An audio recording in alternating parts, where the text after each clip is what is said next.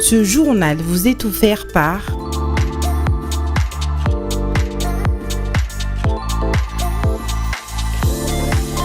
Biocar. Biocar, votre confort, notre priorité. Dans cette grande édition du journal sur Mondico Télévision. Le président de la République démocratique du Congo, Félix Tshisekedi, a reçu les responsables des institutions de la République dans le cadre d'une réunion institutionnelle tenue le mardi 25 mars 2025 à la Cité de l'Union africaine à Kinshasa. Au cours de cette réunion, le chef d'État congolais a exhorté la première ministre et les autres chefs des institutions à poursuivre l'offensive diplomatique contre l'agression rwandaise en vue de rendre en pratique la résolution 2773 du Conseil de sécurité des Nations Unies. Suivez. Le président de la République, chef de l'État, son Excellence Félix Antoine Tshisekedi Tshilombo, a réuni autour de lui les chefs de corps, les chefs des institutions, dans ce que nous appelons la réunion interinstitutionnelle. 3 points étaient inscrits à l'ordre du jour de cette réunion, à savoir la question situation sécuritaire dans notre pays. Et le premier point comprend 3 sous-points. Il y a le travail qui sera désormais fait conjointement entre l'EAC et la SADC. Il y a le processus de Luanda et de Nairobi, mais il y a la résolution 2773 du Conseil de sécurité. Le deuxième point a porté sur les enjeux de l'ère, l'attitude que nous devons avoir vis-à-vis des enjeux de l'ère en tant qu'acteurs institutionnels et politiques de notre pays. Le troisième point, c'était les divers. S'agissant du premier point, le président de la République nous a informé du fait que l'EAC, Eastern African Community, la communauté économique des États de l'Afrique de l'Est et la SADC, travailleront désormais ensemble dans le cadre du processus de Luanda et de Nairobi. Le président de la République nous a fait l'honneur de nous partager ce qu'il a engagé comme résultat à Doha. C'était, sur le plan diplomatique, très important.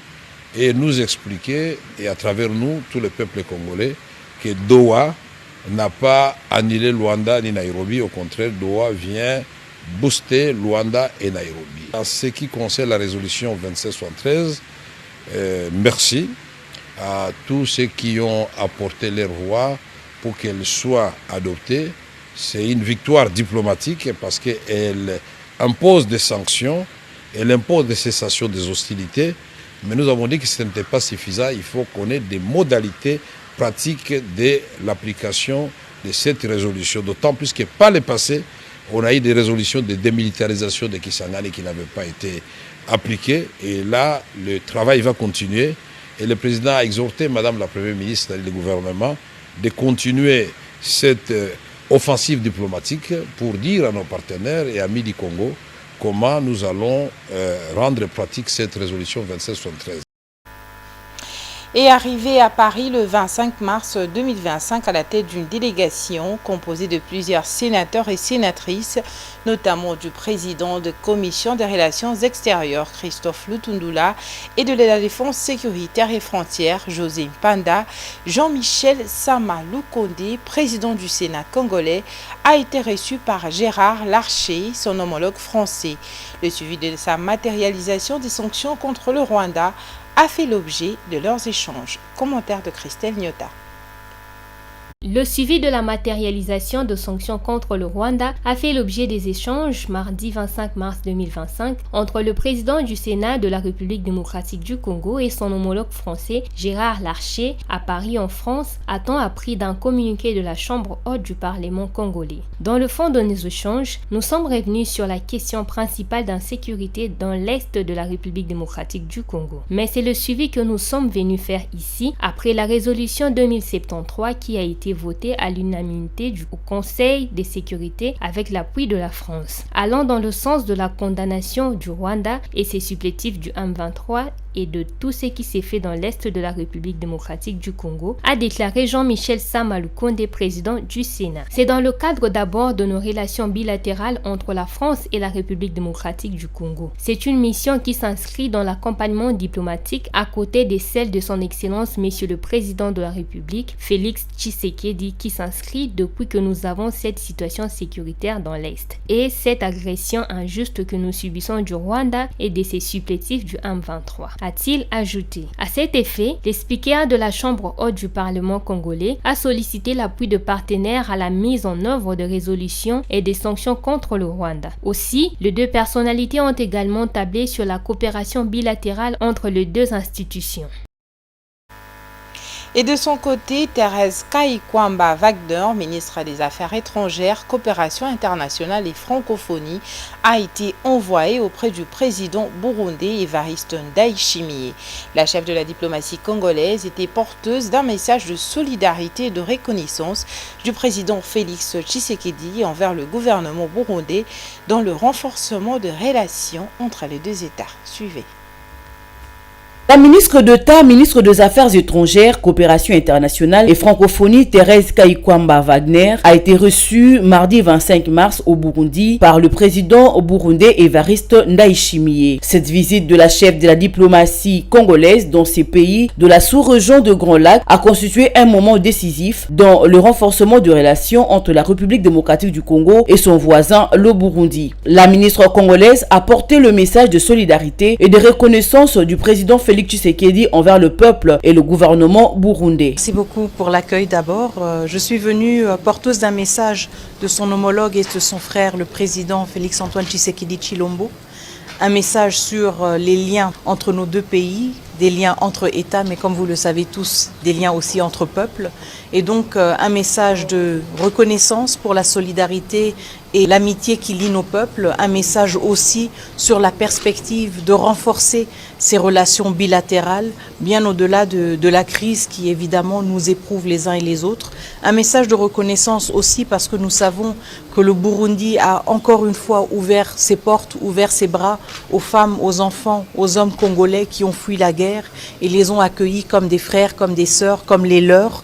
Et donc mon message était aussi un message de reconnaissance pour l'amitié et la générosité du peuple et du gouvernement burundais qui a accueilli près de 79 000 réfugiés congolais et justement réitérer notre reconnaissance auprès du peuple burundais pour ce geste d'hospitalité et de générosité. Un message qui souligne non seulement le lien entre les deux pays, mais le plus important entre le lien fraternel et humain qui unissent les deux peuples. Et les consultations pour la formation d'un gouvernement d'unité nationale se poursuivent. Et lors de ces consultations, les Congolais sont exhortés à consentir des sacrifices pour pouvoir recouvrer l'intégrité territoriale de la RDC. Une intégrité territoriale violée par l'armée rwandaise qui occupe une partie importante de l'Est du pays. Cet appel émane du secrétaire général de l'Union pour la nation congolaise, reçu le mardi 25 mars 2025 par le conseiller spécial du chef de l'État en matière de sécurité au deuxième jour des consultations politiques. Des consultations qui doivent aboutir sur la formation du gouvernement d'union nationale dans le but de faire face à l'agression rwandaise. Images et commentaires.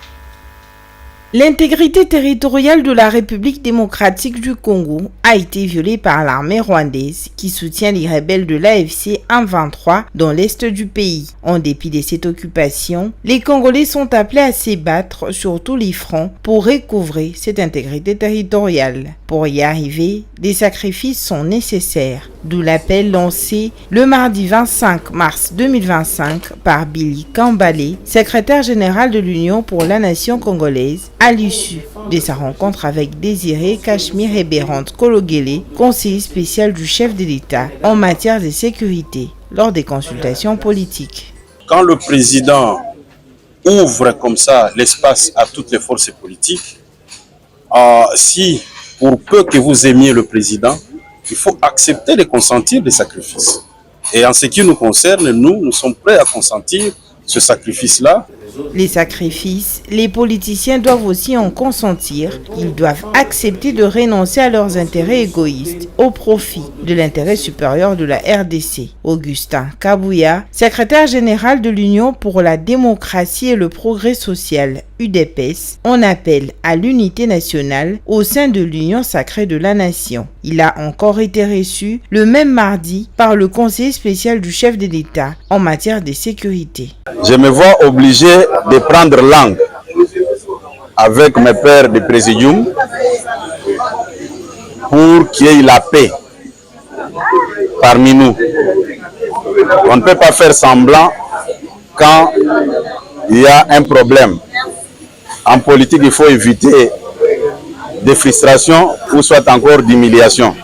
Je peux rassurer à mes pairs du Présidium que j'avais bien capté leur message et dans les jours à venir, je ferai de tout mon mieux pour échanger avec eux. Puis ce qui nous intéresse, nous au niveau de l'UDPS, c'est cette cohésion-là, c'est cette unité-là pour que les chefs de l'État puissent bien nous guider.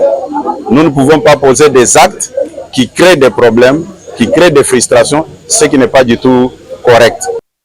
Le programme du conseiller spécial du chef de l'État en matière de sécurité est chargé. Il lui reste encore de nombreuses personnalités à recevoir pour parvenir à cette cohésion tant recherchée en cette période où la RDC est agressée par le Rwanda. Changeons de chapitre à présent. Bientôt, l'opération Ndobo dans le Lualaba et la mise en place des commissions de sécurité.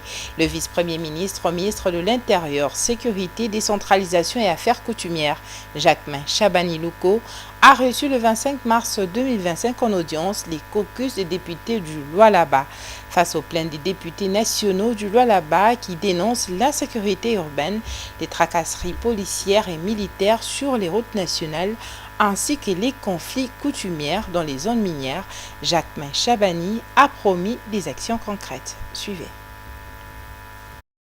Après Kinshasa et Matadi dans le Congo central, le vice-premier ministre, ministre de l'Intérieur, Sécurité, Décentralisation et Affaires coutumières, Jacquemain Chabani-Loko, a annoncé ce mercredi sur X sa prochaine mission dans la province du Lualaba. Cette visite s'inscrit dans le cadre du renforcement de la sécurité et de la lutte contre l'insécurité grandissante dans cette région stratégique. Face aux plaintes des députés nationaux du Lualaba qui dénoncent l'insécurité urbaine, le tracasserie policière et militaire sur les routes nationales, ainsi que le conflit coutumière dans les zones minières, le ministre de l'Intérieur a promis des actions concrètes. Il a notamment annoncé le lancement imminent de l'opération Ndobo dans le Lualaba, une initiative déjà mise en place avec succès à Kinshasa et Matadi pour traquer les criminels et renforcer la sécurité locale. En plus de cette opération coup de poing, Jacquemain Chabani a évoqué la mise en place de comités locaux de sécurité. Ces structures auront pour mission de renforcer la collaboration entre la population et les forces de l'ordre, assurer une meilleure surveillance de zones sensibles, prévenir les conflits coutumières liés aux redevances minières. Le ministre a également souligné qu'une réforme profonde de la police nationale était en cours, avec un projet de loi qui sera bientôt défendu à l'Assemblée nationale.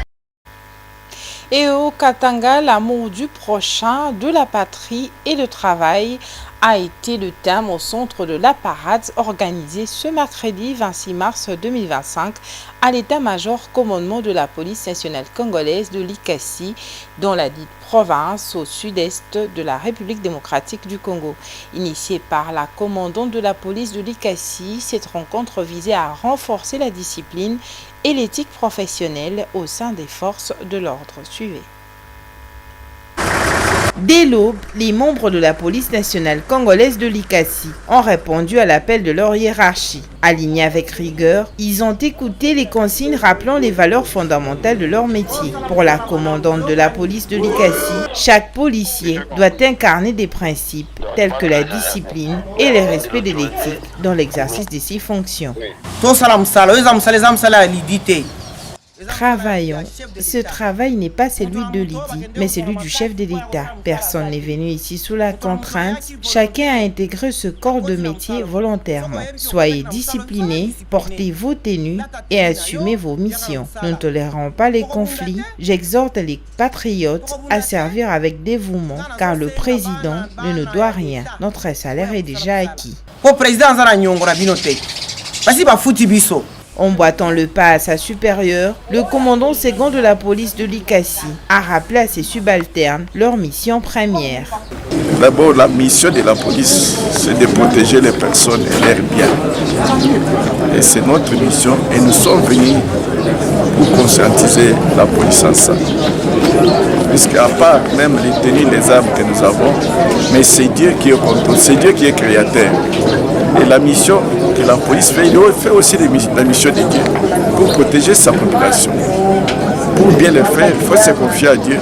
C'est lui le maître d'ouvrage. À l'issue de la parade, les organisateurs ont regagné leur poste, convaincus d'avoir insufflé aux policiers un élan vers un professionnalisme renforcé et un engagement patriotique accru. Cette initiative s'inscrit dans une série de mesures visant à améliorer l'image et l'efficacité de la police nationale congolaise au sein de la communauté. Et dans le reste de l'actualité, les caucus des élus du Kasaï, composés des députés et sénateurs, ont fait un état de lieu des infrastructures dans cette province au cours d'un dîner de travail organisé le mardi 25 mars 2025. En présence du ministre des Infrastructures et Travaux publics, le directeur général du Fonds d'entretien routier, le directeur général de l'Office de voirie et drainage et le responsable de l'entreprise Towa Investment, selon le président du caucus des élus du Kasaï, les députés, voulais-je dire Guy Mafuta Kabongo, le constat sur la situation des infrastructures au Kasaï est amer. Suivez les propos recueillis par Jérémy Tambouka.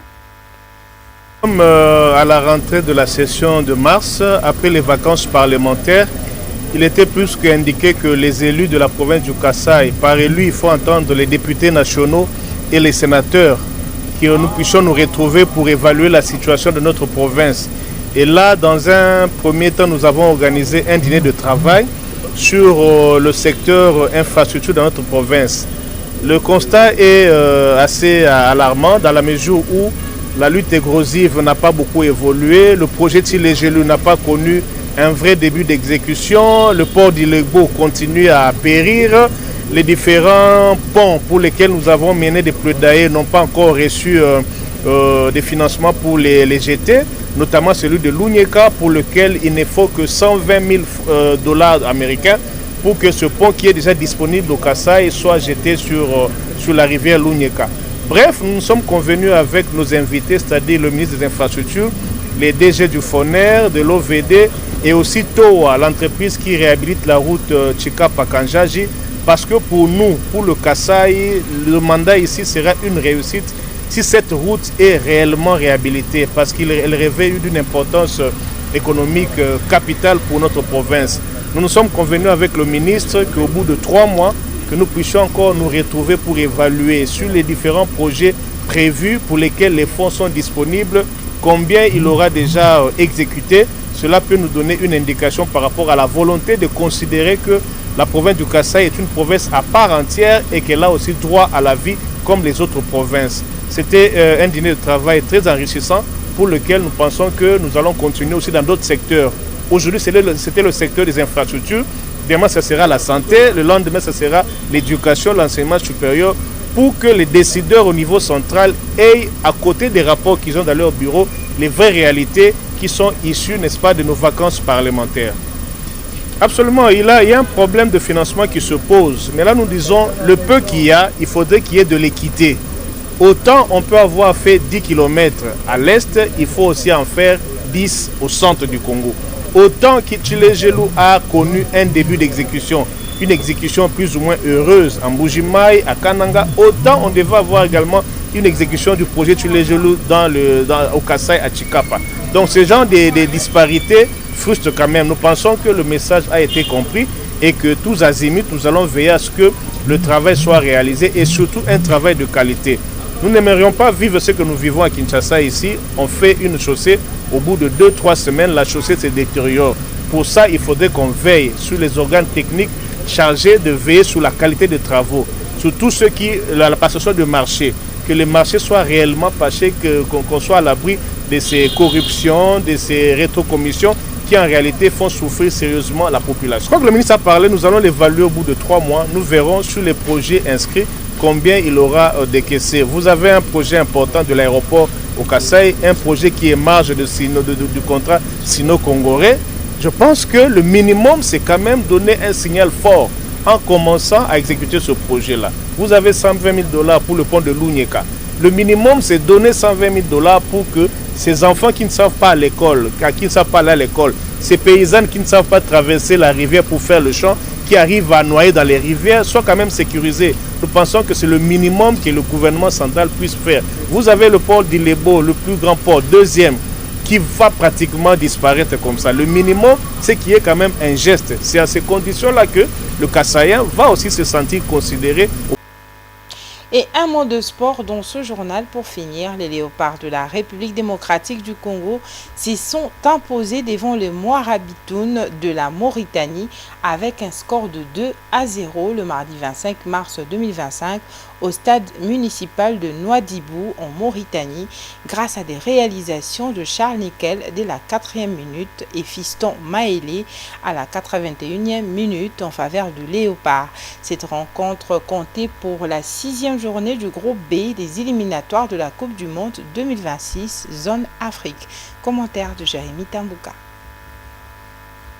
Cette rencontre comptait pour la 6e journée du groupe B des éliminatoires de la Coupe du Monde 2026 Zone Afrique. Le premier but congolais est arrivé de la 4e minute par Charles Piquel. Le score est resté le même jusqu'à la mi-temps. À la reprise, la Mauritanie accentue la pression dans le camp congolais sans succès. Les léopards ne font pas pression mais laissent la Mauritanie l'initiative du jeu. Heureusement que le portier Dimitri est là pour stopper le frappe dangereuse des Mourabitoun. Fiston Mayele remplace Cédric Bakambu à la 66e minute et ces changements fait courir la défense adverse. La surprise intervient à la 82e minute par Fiston Mayele qui fait trembler le filet mauritanien. Le score final est le même que celui qui avait sanctionné le match aller en novembre 2023 à Kinshasa, 2-0 en faveur de la RDC. Grâce à cette victoire, les Léopards reprennent la tête du groupe B avec 13 points devant les Lions de la Teranga, 12 points et les Crocodiles du Soudan, 12 points. La 4e place revient au Togo avec 4 points, suivi du Soudan du Sud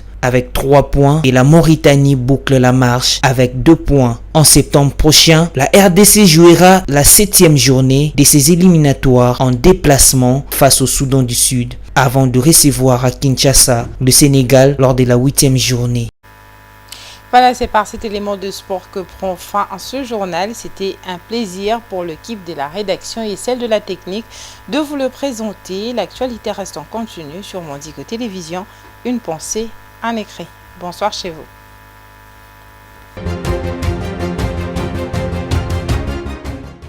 Ce journal vous a été offert par